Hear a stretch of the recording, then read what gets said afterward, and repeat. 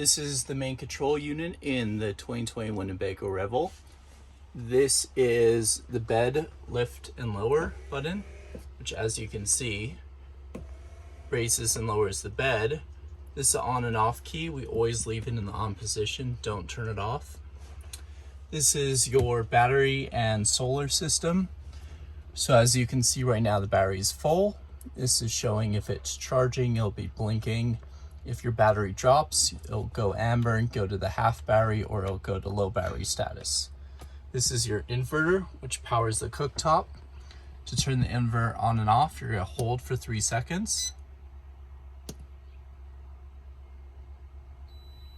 Then it's gonna boot up, and that will turn the cooktop on.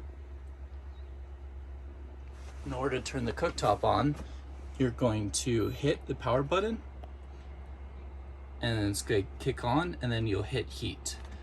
These are very finicky, so you need to use the plate that we include with it, which has a magnetic property that allows it to work with the cookware we provide.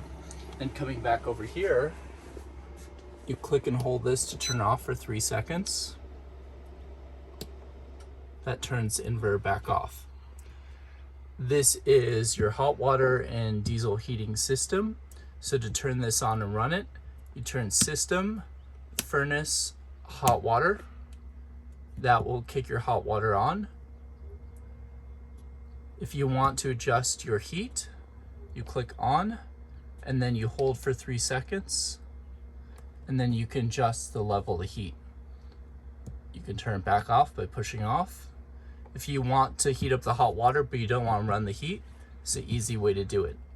And you leave your heater off, and then when you're done, you could turn it back off. If you want to run the heat, you would turn the fan on, but we're not going to do that right now. You're not going to use this because this is when you're plugged in shore power, but if you were, this is your hot water heater.